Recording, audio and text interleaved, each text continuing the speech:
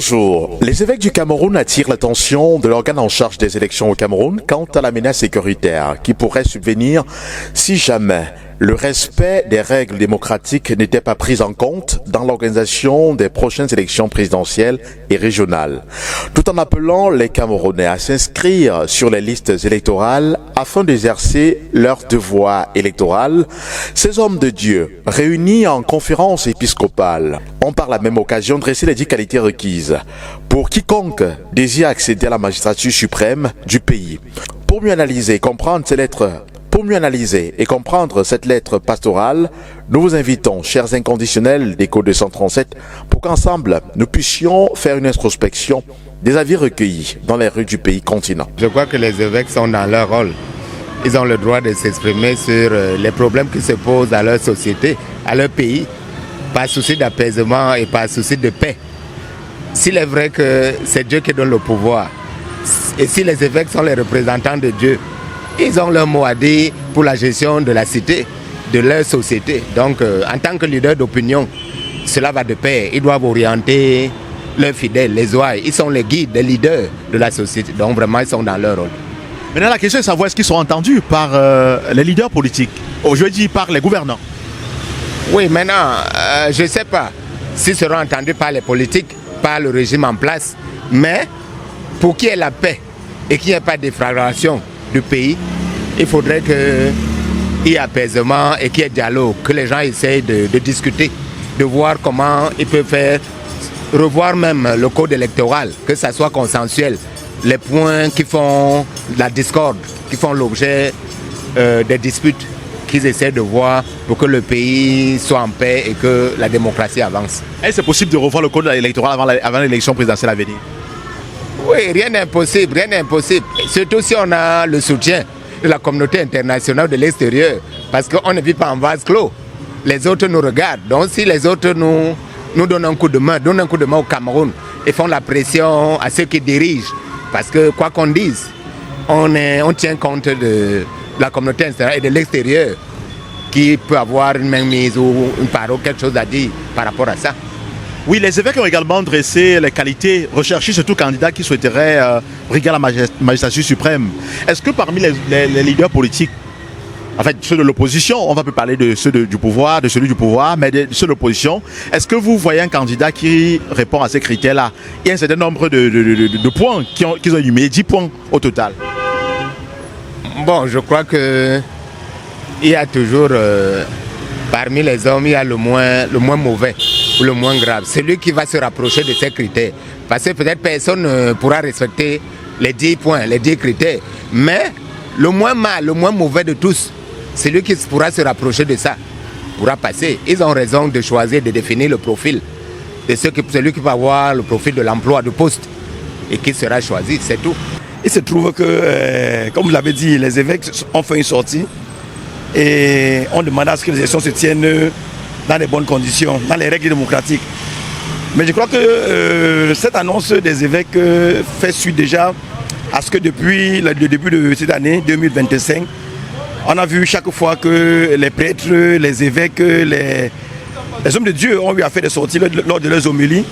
Ils ont eu fortement à critiquer le système qui nous gère depuis 1982. Donc je crois que si la sortie des évêques se fait aujourd'hui, c'est à la suite de beaucoup de choses qui sont passées auparavant et qui ont chaque fois interpellé le régime afin qu'il puisse se mettre sur le droit chemin, afin que les élections qui seront organisées en 2025 le soient dans de bonnes conditions. Bon, maintenant, les partis politiques ont eu maintes fois à dénoncer le système électoral camerounais. Je crois que le MSC, depuis le début de cette année ou bien la fin 2024, ont interpellé les CAM à ce que la liste électorale soit publiée, ce qui n'a pas été fait aujourd'hui. On ne sait pas trop pourquoi est-ce que les listes ne sont pas publiées. Et cela rentre dans un système de non-transparence et qui peut fortement troubler les élections à la fin puisque quand on ne publie pas les listes, ça voudrait dire qu'on cache quelque chose. On ne sait pas trop quoi on cache. Mais cela rentre dans le jeu démocratique. Donc il faudrait que Yaoundé écoute, que ce soit les opposants, que ce soit les évêques, qu'ils écoutent au moins les populations, qu'ils écoutent les personnes qu'ils interpellent par rapport à l'organisation des élections au Cameroun. pour que les choses se passent dans les bonnes conditions. Tout le monde en a besoin, la paix. Vivement la paix pour ce pays. Tel que les évêques le souhaitent, il y a 10 règles ou alors 10 qualités qu'ils ont dressées du profil du candidat idéal. Est-ce que parmi les opposants qui souhaitent justement arriver au pouvoir, il y en a un au moins qui répond à ces critères tels que le souhaitent les évêques? Je crois qu'il ne faut pas se leurrer. Depuis 2018, on a eu affaire de façon constante à un parti politique, à un leader de l'opposition, qui s'est fait montre de beaucoup de qualités quant à sa posture d'homme d'État à pouvoir prendre les rênes dans ce pays. C'est à la personne de Maurice Kamto. Le MSC, comme parti politique, est fortement aujourd'hui implanté dans le Cameroun et sur le plan humain, a des hommes de qualité. La sortie des évêques vient à un moment donné où nous sommes très contents de leur sortie premièrement, puisque au départ ils étaient dispersés et maintenant ils sont regroupés au sein de l'épiscopal. Et nous croyons qu'ils sont sur la bonne voie et le peuple camerounais attend majestueusement ce genre d'événements par rapport aux élections présidentielles de 2025 qui auront lieu. Oui, maintenant la question est de savoir est-ce qu'ils seront entendus par le pouvoir de Yaoundé?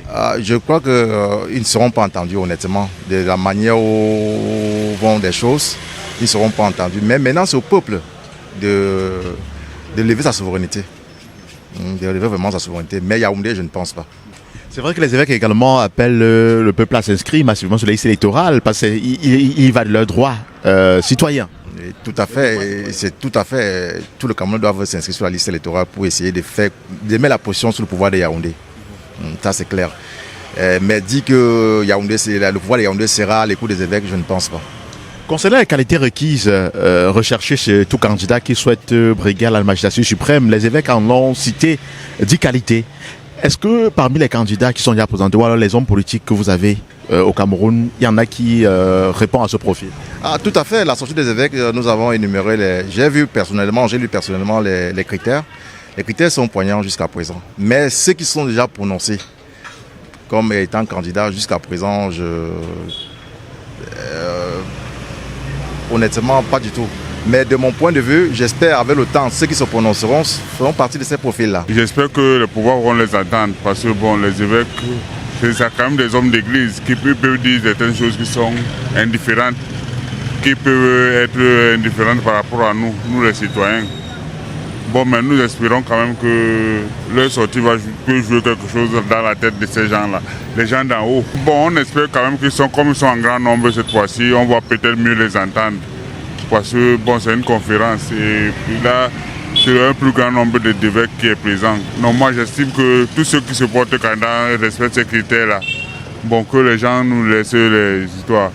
Nous espérons que le changement va se passer par l'élection. Nous espérons de tout que le changement va se passer par ces élections. Les évêques sont le prolongement de la société. Donc ils ont quand même la jauge pour savoir exactement ce que la société voudrait.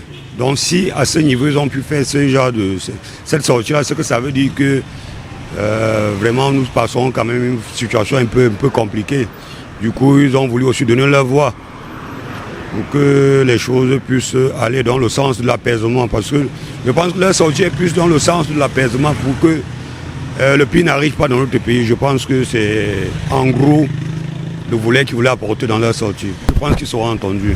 Un évêque n'est pas quand même n'importe qui, c'est quand même les hommes de Dieu et nous sommes quand même d'un pays, c'est vrai le pays est laïque, mais nous sommes un pays assez religieux, je dirais ça comme ça, je pense qu'ils seront compris. Le message, ils ne pourront pas être compris à 100%, mais au moins les grandes lignes de ce qu'ils ont porté comme conseil pourront être respectées. Mais nous ne sommes pas dans la vie idéale. C'est vrai qu'avoir un candidat à 100% sur ceux qui suivent cette ligne ne sera pas évident, mais quand même, il y aura des gens qui pourront aller dans les 60-70% dans cette ligne-là. On espère bien que le peuple sera choisi au moment venu, celui qui pourra vraiment incarner ce profil qu'ils ont brossé. La sortie des évêques, pour moi, j'ai salué cette sortie. J'ai salué cette sortie parce que nous vivons le calvaire. Il y a des personnes, nos leaders, nos présidents, ils sont élus et on ne les raconte jamais dans le bas peuple, ils ne connaissent même pas le problème du bas peuple. Vraiment, je salue vraiment la sortie des évêques. Les évêques font partie de la société civile. Ils font partie de la société civile et pour un pays ne peut pas être géré rien qu'avec des élus. Il faut aussi la société civile, il y a tous les partis qui font partie de ça. C'est une lettre de 14 pages qui a été rédigée par les évêques, ce qui laisse entrevoir la gravité des problèmes décriés. Les pouvoirs publics prendront-ils finalement en compte leurs revendications avant la tenue du prochain scrutin? Vous aussi, laissez vos avis en commentaire. Mesdames, Messieurs, vous êtes de plus en plus nombreux à manifester de l'intérêt pour nos productions. Merci pour vos nombreux messages d'encouragement. Nous vous invitons à continuer à liker, à commenter et à partager nos publications. Et surtout, merci d'inviter vos proches à s'abonner sur Écho 237, la chaîne de valeur. C'est ici que prend fin notre micro-trottoir intitulé « Ce que pensent les gens ». Je suis Thierry Kuat et journaliste reporter d'images pour le compte d'Écho 237. À très bientôt.